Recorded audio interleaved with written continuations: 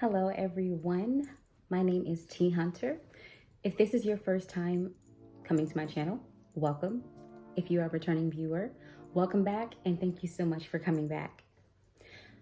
In today's video, I wanted to talk about a very popular practice that's happening, ghosting.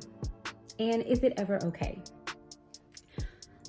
So, according to Wikipedia, ghosting is a term used to describe the practice of ceasing all communication and contact with a partner, friend, or similar individual without any apparent warning or justification, and then subsequently ignoring any attempts to reach out or communication by said partner, friend, or individual. This term originated in the 2000s, and according to Wikipedia, within the following decade, so we're saying around 2010 and beyond, there has been a rise in ghosting. And they're blaming social media and the use of dating apps, as well as the increased sense of anonymity that happens with online interactions for the rise in ghosting. So, I guess I'll start with this question. Is it ever appropriate to cease all communication with anyone, such as a partner, a friend, or other individual, without a heads up? I believe so, and I'm going to tell you why. There are a few reasons that I'm thinking would be appropriate for you to ghost someone. If your life, your health, or your sanity are in jeopardy as a result of dealing with this person, you may have to cut them off, cease all communication, and ignore any attempts for them to reach out to you. And also give family and friends a heads up that you're doing this so that they don't give this person access to you. It's very important, especially these days and times when there's so much going on in our world and how that can affect us mentally, emotionally, even our physical health as well. It's important to guard your life, guard your health, guard your peace by any means necessary. So sometimes that might mean that a person who you're perceiving or you're experiencing them as very toxic to you, whether they are emotionally abusive, physically abusive, they're toxic, they're manipulative, they're liars, they're not supportive of you, they find pleasure in saying or doing things that will hurt your feelings. It's very important to guard yourself against those types of interactions and the impact that they can have on you over time. So yes, in short, I believe that it is appropriate for you to cut off all communication with someone without warning if they are putting your life, your health, or your sanity in jeopardy. I mean, let's think about some of our favorite suspense movies. An example for me would be the movie Enough with Jennifer Lopez. I'm not going to do any spoiler alerts. But that movie is a good example of Jennifer's character was willing to do whatever it took to guard her peace and to guard her life and to protect herself against someone that was not treating her well. And sometimes I think that setting a boundary with someone for the sake of protecting yourself can sometimes be confused with ghosting. There's a difference between someone just cutting all communication with you and everything seemed good versus someone that you are either friends with, you're dating, you have a business relationship, whatever that connection is, and that person has told you, when you make certain jokes about me, that hurts my feelings. Could you not do that anymore? Or, there are times when you're very condescending and it can be very annoying. It can be very hurtful. Whatever their reasoning is for coming to you and confronting you about behavior that they are saying is damaging to your relationship. If they're coming to you and saying those things and they're witnessing that no changes are being made, that they're not being taken seriously, that their feedback is not being accepted and it's not being applied to better that relationship between you and them, then they have every right to set a boundary with you, which could look like now you don't get to have access to them anymore. Now they will no longer be your friend. Now they will no longer date you.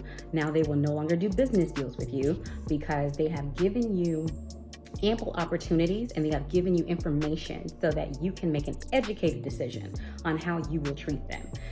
So if you decide to continue to treat them in a way that they experience or perceive as toxic, then they get to make a choice of, well, perhaps I don't want to allow toxicity into my life anymore. Perhaps I need to set up a more rigid membrane where you're not able to just penetrate with your toxicity whenever you feel like it. It is what it is. And sometimes that can be hard for us to hear. It's so much more comforting to label the end of a relationship, the end of a friendship, the end of a business connection as a victim of ghosting. However, it requires more vulnerability. It requires humility to say, you know what? I did not handle that person well. I did not treat their feelings with care. I did not respect them. I did not make a conscious effort to treat them the way that I would want to be treated. Sometimes we have to break it all the way down.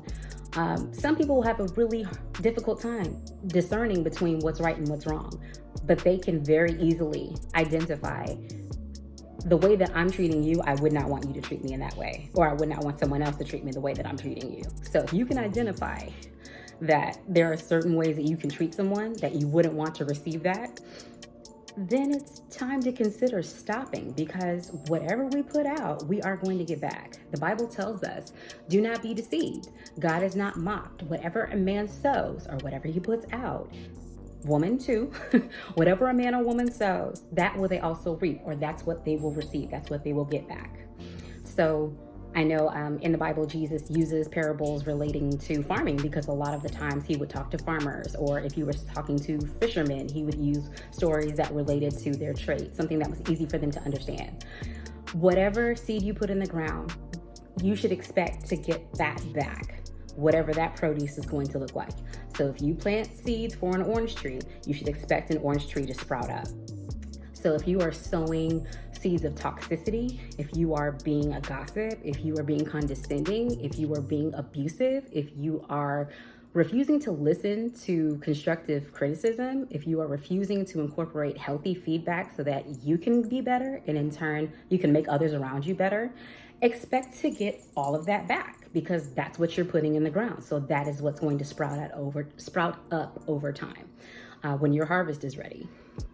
So I would say another reason why it can be important to cut off and cease all communication with someone who is damaging you, whether it be your emotions, or it be your physical health, your mental health, whatever. If they're damaging any part of you where you cannot be yourself while you're in relationship with this person, cutting them off and not giving them a warning might be necessary, because those final closure conversations could be one last attempt for that person to reel us back in. And sometimes we can be so afraid of the unknown that the familiarity of a situation, not the toxicity, not the health of it, not the quality, but because it is familiar to us, sometimes we are more inclined to go towards what we know. We're more inclined to gravitate towards the familiar. I don't want to imagine what life would be like without this person in my life. That's the unknown. So I'll accept them being toxic to me. I will accept them being rude to me. I will accept them not listening to me. I will accept them cutting me off. Whatever it is that they're doing, that's not healthy. That's not helpful. But because I know what to expect from them, I will accept that. Yeah, that's very dangerous. And so that could be a reason why some relationships, there can't be a closure conversation.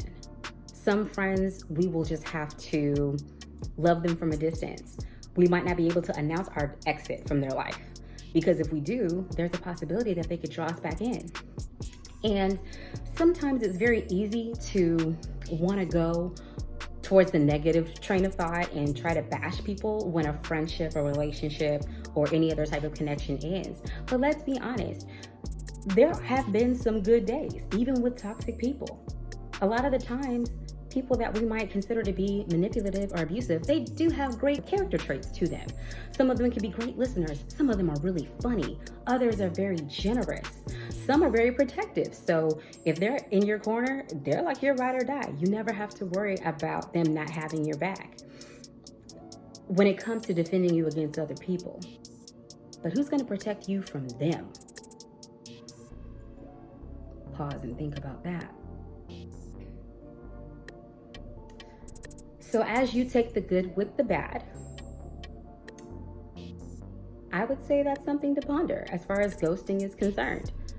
Not doing it in the sense of, well, I'm on these dating apps and I'm on social media and there's a level of anonymity. So if I decide to just disappear from someone's life, they'll get over it. They'll become desensitized to it. I'm not referring to that. I'm more so referring to, if you're going to take a step in the direction of being the best version of yourself, sometimes that means that you are going to have to let go of the people in your life that are not good for you. And you may not be able to give them a heads up or a warning that you're ending it, because doing so could give them an opportunity to pull out all the stops to reel you right back in to that toxic situation that you were trying to escape. And God loves us way too much to just watch us dwindle away and watch us be destroyed because we are so comfortable with what's familiar, that the idea of embracing the unknown, God would rather see us take a step, having some feelings of fear, but willing to let go of the things that are damaging us so that we can embrace the things that He has for us. Things that will help, things that will encourage, things that will uplift, things that will embolden us in the faith, things that will help us be a better example, things that will help us be emboldened as we share our testimonies so that other people who have been in our shoes know that, hey, there is hope. I mean, look at this person. They went through X, Y, and Z, and I'm going through that too. So if they made it through with God, surely I can make it through with Him too. So those are my thoughts as far as ghosting is concerned. Not in the sense of trying to be malicious or be cruel, but more so in the sense of protecting your peace and being kind to yourself will sometimes look like ceasing all communication with people that maybe you never thought you would cease communication with. And setting the boundary where if they reach out to you, you have to be unavailable if you're going to protect your peace and if you're going to be the best version of you. But yes, let me know what you think in the comments. I know that ghosting and catfishing are controversial topics, but I'm down for the conversation, down for the dialogue, absolutely. So, if you liked this video, please feel free to give it a like, subscribe to my channel, and turn on all notifications so you'll never miss a post. Thank you so much for watching, and I'll see you in the next one. Bye, guys.